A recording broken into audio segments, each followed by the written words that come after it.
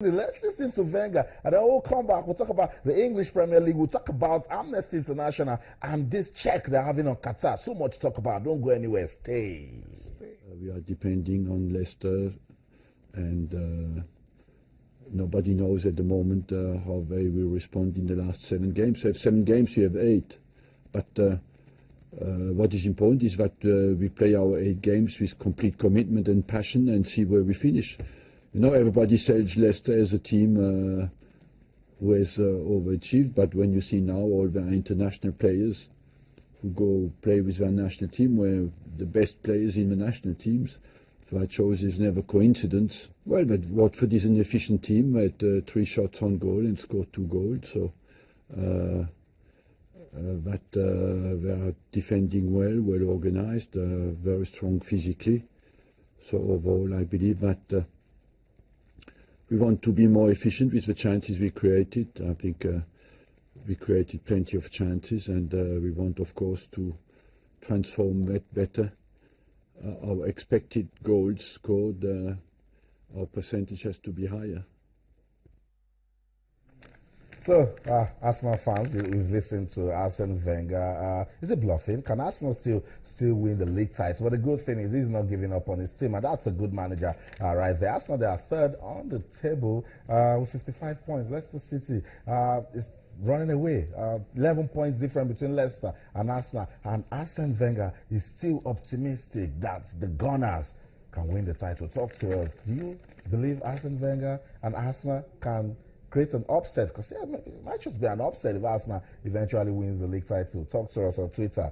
It's channels_sports, and on Facebook with channels_sports. I know that conversation will be an interesting one. My colleague Yemi Adebayo joins us now. Bukola Olakpade is out, but he's still watching. He's waiting, so he wants to talk about how we can take Nigerian sports to the next level. Yemi, good to have you around. It was a pleasure to be here. Arsene Wenger, you listen to him, and well, it's good to dream, but sometimes you have to have realistic dreams. The Gunners, can they still win? Of course, anything is possible in football, but I'm not sure a lot of people agree with Arsene and his remarks, because Leicester needs to start losing games, and with the way they're playing, they're not. They seem to be grinding it out. I mean, it would be suicide, you know, if Leicester lose it at this stage. Even most of the top managers in the world, Alex Ferguson, all of them, are already giving it to Leicester, and they seem to know what to do. At this stage, they're just grinding out results. They have 7 more matches to play. Wow. Arsenal have 8. Two draws and a loss might just spin it, but I don't see that happening. So it's Arsenal-Watford tomorrow. Yeah. It's Leicester-Southampton on Sunday. It's Tottenham-Liverpool tomorrow. Now, if you look at it, Arsenal, I was saying if Arsene Wenger, if Arsenal wins against Watford, good one for them. They take the 3 point. They move up to 58. Leicester City, that game against Southampton, tricky. It is. If they were fighting people who were teams that are battling against relegation, I'll say, okay, that's a winner. They might lose 2, they might lose 3. Against Southampton, well, maybe just for personal. And the fact that Southampton as well wants to be in Europe one way or the other. And also punished Arsenal for new this season. You know, so Wenger will just be saying they can do it for us. The shape that Leicester has this season, they might just get a solitary goal, and they've defended well. They're a team that do not open up. Even when they're losing, they still keep that shape, and they're able to sting you. They always have 9 players. Even Jamie Vardy, you see him in his own half doing, and just 3 moves and you have they get a goal and they lock up shop. And this guy and Chelsea, Diego Costa, do the appeal, and then it's an extended ban for him. Misconduct. He has accepted. Initially, it was supposed to be 2, but after a review, I mean, this young man, a lot of people, probably only Chelsea fans like him, and it's cost a lot of all the other teams one thing or the other. Arsenal fans definitely do not like him. He got sent off in that game. His reaction when he got sent off also wasn't good. So all of these things were put into consideration, and of course he gets 3 matches. Wow. And he also gets fined £20,000, I think. So heavy fine for him. I guess football has gone beyond that.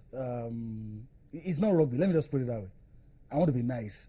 It's not rugby. But it's still a physical sport, but it doesn't mean it should It's a contact be rough. sport, but it's not rugby. Particularly when a referee gives his decision, you start contesting. Although right Barry there. came out to say he didn't bite me, but the intention was there. You grab a player, all. go for his you neck, move, yeah. drag down So players, unacceptable. simulation, all of those things. I think he has to learn. By the way, he's a fine striker. I agree. And expected to be a professional. A model as Yeah. well. So that's it. Diego Costa gets 3-match ban, and we will also be paying a fine just to keep things in check. That it's football.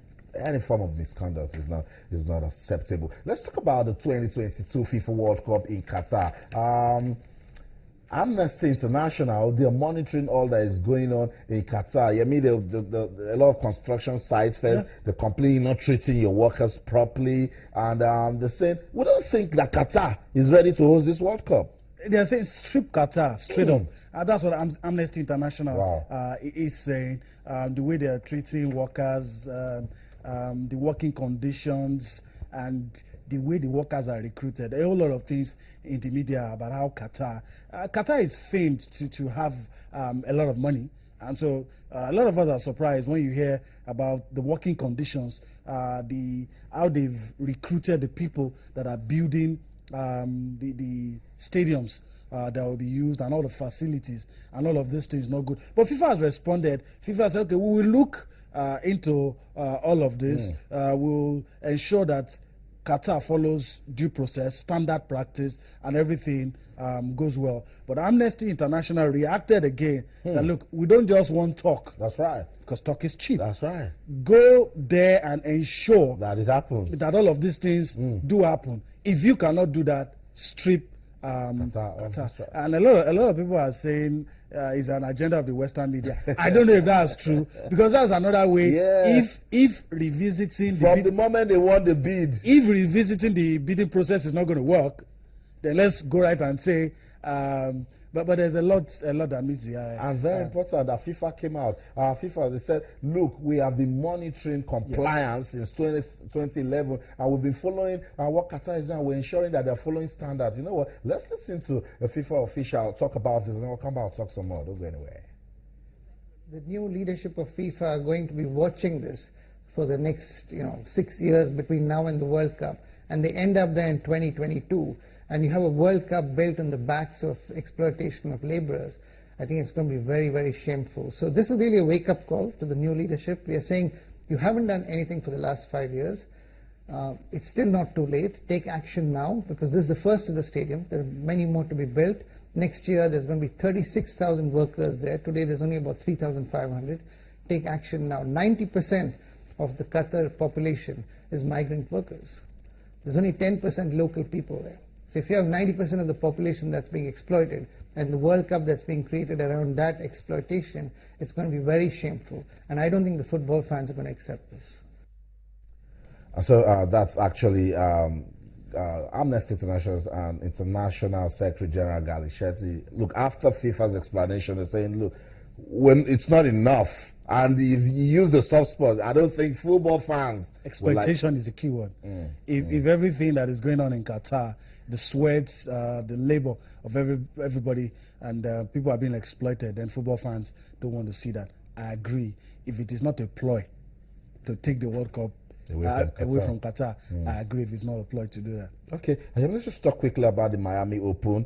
For the men, Novak Djokovic is still going strong, so everybody's saying, oh, forget about it. It's all about Novak Djokovic for now. But this guy is showing a lot of promise. Kai Nishikori, when he is playing good tennis, it's good for him. He lost the first set in this game against Gael Monfils, and then went on to win. And now he will be meeting the Kyrgios, who's also playing good tennis at the moment. Tennis, a lot of people call him the tennis bad boy.